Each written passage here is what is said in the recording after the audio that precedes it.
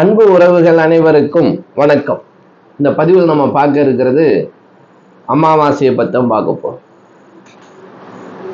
ஆனி மாத அமாவாசை. இந்த ஆனி அமாவாசைங்கிறது சுவாமி எங்களுக்கு திங்கள் கிழமையா செவ்வாய்க்கிழமையா? திங்கள் கிழமை அமாவாசைன்னு சொல்றாங்க, செவ்வாய்க்கிழமை அமாவாசைன்னு சொல்றாங்க. அதாவது 13/7/2026 இல்ல 14/7/2026. ஏன்னா இப்படி ரெண்டு பட்டு வரும்போது ஒரு குழப்பம் வரத்தான் செய்யும். அதுக்கு தான் நம்ம வீடியோ கொடுக்குறோம். நம்ம தான் தெளிவா கொடுத்துருவோமே அன்பு உறவுகளுக்கு. முன்னோர்களுக்கு இலை போடக்கூடிய நேரம் முதற்கொண்டு, திருஷ்டி சுத்தி போடக்கூடிய நேரம் முதற்கொண்டு, கோவில்ல எந்த நேரத்துல போய் அமாவாசையில வழிபட்டால் நல்ல பலன் கிடைக்கும், முன்னோர்களுடைய சாபதோஷம் நீங்க என்ன தான தர்மங்கள் செய்யணும்,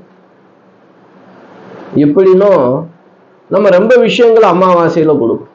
இந்த முறையை நம்ம பார்க்க போறோம். அன்பு உறவுகளே, குழப்பம்லாம் வேணாம். அதாவது நமக்கு இந்த 13/7/2026 திங்கள் கிழமை இருக்கு பாருங்க. கரெக்டா மாலை 6:53 தான் நமக்கு அமாவாசையை ஆரம்பிக்கும். அப்ப மாலை 6:53 அமாவாசை ஆரம்பிச்சா வீட்டுல தர்ப்பணம் கொடுத்து முன்னோர்களுக்கு இலை போடக்கூடிய நாள் அது இல்லை. நமக்கு 14/7/2026 செவ்வாய்க்கிழமை தான் முன்னோர்களுக்கு தர்ப்பணம் கொடுக்கக்கூடிய நாள், முன்னோர்களுக்கான இலை போட்டு வழிபாடு செய்யக்கூடிய நாள். இந்த நாள் தான் விசேஷமானது. அப்போ நமக்கு மாலை 4:33 முடிவுக்கு வந்துருதே. மாலை நேரங்கள்ல தானே, இரவு நேரங்கள்ல தானே அமாவாசை வழிபாடுகள் நடக்கும். அது எப்போ? முன்கூட்டியே தான், திங்கட்கிழமை தான். நமது ஆலயத்துல கூட இந்த 13/7/2026 தான் பிருத்திங்கிரா தேவிக்கு மாலை 7 மணி அளவுல யாகங்கள் ஆரம்பிச்சு சிறப்பு பூஜை நடக்கும். அது போலதான் உங்களுடைய ஊருக்கு அருகாமையில் இருக்கக்கூடிய அமாவாசை வழிபாடு பூஜைகள்னா, இரவு வழிபாடுனா கண்டிப்பா 13/7/2026 திங்கட்கிழமை. அதுல எந்த மாற்றமும் கிடையாது. அப்ப கோவில்ல வழிபாடு, அம்மன் வழிபாடு, கிராம தெய்வ வழிபாடு, உங்க இஷ்ட தெய்வ வழிபாடு, குலதெய்வ வழிபாடு கூட செய்யக்கூடிய அற்புதமான நாள். மறுநாள் காலம்பர சூரிய உதயத்துக்கு முன்பாக, அதாவது 14/7/2026 செவ்வாய்க்கிழமை, முன்னோர்களுக்கு நீங்க வழக்கம் போல அமாவாசை நாங்க விரதம் இருந்து வழிபாடு செய்யறோங்க, இலை போடுறோங்க அப்படின்னாலும் சரி. இது வரைக்கும் அந்த பழக்கம்லாம் எங்களுக்கு கிடையாது, பழகிக்கிறீங்க. முன்னோர்களுடைய வழிபாடு யாரெல்லாம் செய்யறோமோ சரியாக, அவங்களுக்கெல்லாம் நம்மளுடைய தலைமுறைகளுக்கு பிரச்சனை வராது. நம்மளுடைய முன்னோர்கள் இந்த வழிபாடை செய்யாம போனதுனாலதான் இன்னைக்கு நம்ம கஷ்டப்பட்டுட்டு இருக்கோம். அந்த தவிர நம்ம செஞ்சோன்னு வச்சுக்கிறோங்க, நம்மளுடைய தலைமுறை, நம்மளுடைய பிள்ளைங்க கஷ்டப்படுவாங்க நம்மளை போல. வேணுமா இது உங்களுக்கு? எவ்வளவு கஷ்டங்கள், எவ்வளவு பிரச்சனைகள். முன்னோர்களுடைய சாபமும் தோஷமும் நமக்கு இருக்கவே கூடாது. சரி, அவங்க இல்லை, அவங்களுடைய ஆத்மா சாந்தி அடையணும், அவங்க ஆத்மா வாழ்த்தணும், அப்பதான் நம்ம தலைமுறைகள் நல்லா இருக்கும். இதை நம்ம குலதெய்வமும் அந்த முப்பெரும் தேவர்களும் நம்மளை பார்ப்பாங்க, பஞ்சபூதங்களும் நம்மளை பார்க்கும், பிரபஞ்ச சக்தியும் நம்மளை பார்க்கும். இவன் சரியா தன் கடமையை செய்யறானா இல்லையா அப்படிங்கிறத பார்த்துக்கிட்டே இருக்கும். அப்படி நீங்க செய்யாதவங்களா இருந்தா அமாவாசை நான் சொல்றது போல செஞ்சு வாங்க, ஒன்னும் தப்பெல்லாம் கிடையாது. இல்லைங்க நாங்க அப்படிதான் ஆரம்பிச்சோம், எங்களுக்கு வேற மாதிரி நடந்துருச்சு அதனால விட்டோம், இது உங்களுடைய மனப்பிரமை. அன்னைக்கு ஏதோ நடந்துச்சு, திருப்பி மறுபடியும் செஞ்சு பாரு, இதுக்கு அதுக்கு முடிச்சு போடாதீங்க. அப்ப வழக்கமா செய்யறவங்களும் புதுசா ஆரம்பிக்கிறவங்களும் நான் சொல்றது போல ஆரம்பிங்க. அமாவாசைக்கு நான் வீடியோ கொடுக்குறேன். இந்த 14/7/2026 செவ்வாய்க்கிழமை காலையில சூரிய உதயத்துக்கு முன்பாக எழுந்து நீராட வேண்டும். நீராடிய பிறகு தர்ப்பணம் கொடுக்க வேண்டும். கண்டிப்பா கோவில்ல கொடுப்பாங்க, இல்ல வேணா புனித நீர் கரை ஓரமாக கொடுப்பாங்க. உங்க ஊருக்கு பக்கத்துல எங்க அது போல தர்ப்பணம் கொடுக்குறான்னு கேட்டு வச்சுக்கிட்டு நீங்க அந்த இடத்துக்கு போகலாம். இல்லைங்க நான் வீட்டிலேயே கொடுக்கணும்னு ஆசைப்படுறேன் அப்படின்னாலும் நீங்களே உங்க கையால கொடுக்கலாம். கருப்பு எது கொஞ்சம் வாங்கிக்கிறீங்க. தெற்கு நோக்கி அமர்ந்து உட்காருங்க. எப்படி? தெற்கு முகமாக உட்காரணும். ஒரு செம்புல ஜலம் ஒரு பாத்திரத்தை வச்சுக்கிறது, கற்பூரமோ தீபமோ கொளுத்தி வச்சுக்கிறது. அப்படி எள்ளு தண்ணி கையில எடுத்துட்டு, அந்த எள்ளு கருப்பு எல்ல கையில எடுத்துட்டு தண்ணி எடுத்துட்டு அவங்க பேரெல்லாம் சொல்லிட்டு அப்படியே ஊத்திட்டுவாங்க. ஒரு ஒண்ணும் இல்லை, சொல்லிட்டு நமச்சிவாய மந்திரத்தை சொல்லுங்க. ஓம் நமச்சிவாய சொல்லுங்க. இல்ல கேசவா, நாராயணா, மாதவா, கோவிந்தா, விஷ்ணு, மதுசூதனா, திரிவிக்ரமா, வாமனா, ஸ்ரீதரா, ரிஷிகேஷா, பத்மநாபா, தாமோதரா அப்படின்னு சொல்லிட்டு கொஞ்சம் கொஞ்சமா எள்ளு தண்ணி விட்டுட்டு அவங்க முன்னோர்களுடைய பேரெல்லாம் நினைச்சிருந்து, எங்க குடும்பத்துல எந்த பிணியும் எல்லாம் உங்களுடைய ஆசையங்களுக்கு வேணும் மனசார கேளுங்க, ஆத்மார்த்தமா பண்ணுவோமே. அந்த கடவுள் உங்களை பார்த்துட்டே இருப்பார். நமக்கு செய்யும் போது பிழை இருந்தாலும் நமக்கு பாவம் வராதுங்க. அந்த மனசார நம்ம எள்ளு தண்ணி இறைக்கிறோம் இல்லையா, அது ஒரு தட்டில் இறைச்சோம்னா அதுல இருக்கிற அந்த தண்ணி எல்லாம் ஒரு செடியில போட்டுரும், ஒரு ஓரமா கால் மிதிபட இடமா போட்டுரும். இல்ல உங்க ஊர் பக்கம் ஏதாவது கடல் இது போல ஆறுகள் இருந்தா அங்க கொண்டு போய் போட்டுருங்க. சிம்பிளா பண்ணலாமே. இல்லைன்னா ஒரு ஐயரை கூப்பிட்டு வச்சுட்டு நீங்க முறையாகவும் செய்யலாம். இப்படி தர்ப்பணங்களை முடித்த பிறகுதான் நீங்க காலை உணவு அப்படிங்கிறத எடுத்துருக்க கூடாது. இந்த தர்ப்பணம் கொடுக்குறவங்க அது ஏதாவது டீயோ காப்பியோ சாப்பிட்டுக்கிறங்க. அதுக்கப்புறம் தர்ப்பணம் கொடுக்குற வரைக்கும் வேற ஆதாரங்கள் எதுவும் சாப்பிடுங்க. நான் வந்து பிபி பிரஷர் இருக்கு, ஏதாவது மருந்து மாத்திரை சாப்பிட்டுக்கிறேங்க. நீங்க வாட்டில் சாப்பிடாம இருந்தீங்கன்னா அப்புறம் மயக்கம் வந்துடும். இதுக்கெல்லாம் கட்டுப்பாடு கிடையாது.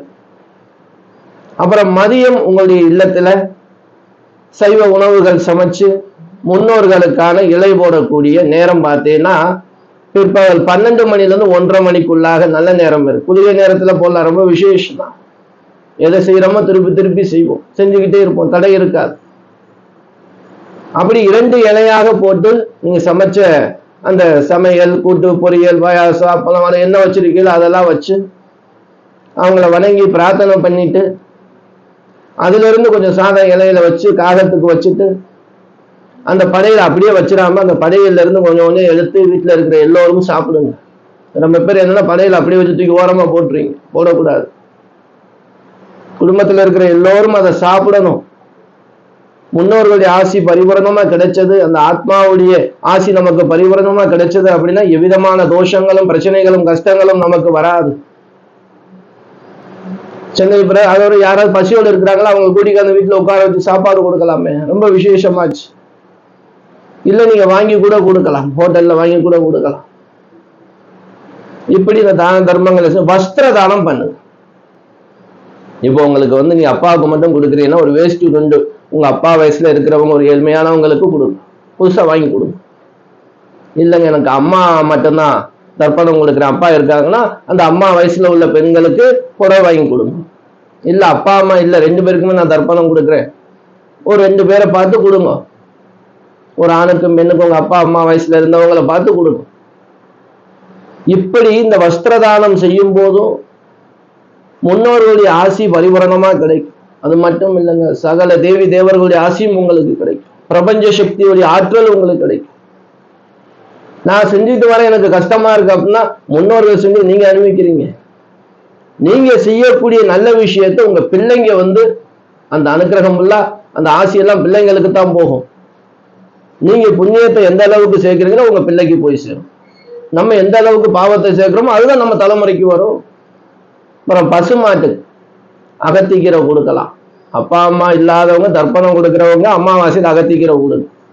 எல்லோரும் அகத்திக்கீரை கொடுக்க கூடாது. அதை அவர் சொன்னாங்க, ஐயா எங்க வீட்டுக்காரர் வெளிநாட்டுல இருக்கார், நான் அவருடைய மனைவி, எங்க அப்பா அம்மா உயிரோட இருக்காங்க, ஆனா அவர் அங்க வெளிநாட்டுல இருக்கிறதுனால தர்ப்பணம் கொடுக்க முடியாத, படையெல்லாம் போட முடியாது, நான் செய்யலாமா அப்படின்னு கேட்டா தாராளமா செய்யலாம்.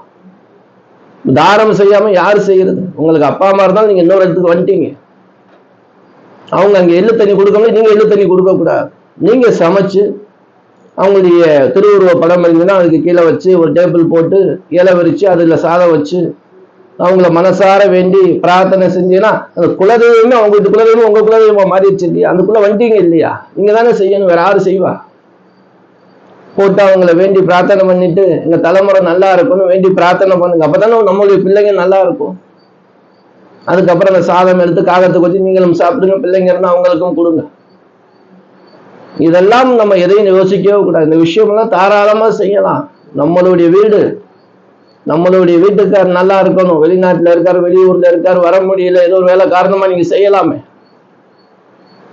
அதே போல திருஷ்டி சுத்தி போடக்கூடியது உச்சி காலத்துல சுத்தி போடுங்க. செவ்வாய்க்கிழமை 14/7/2026 நீங்க வீட்டிலேயே ஒருத்தர் கூட்டிக்காந்து சுத்தி போடலாம்.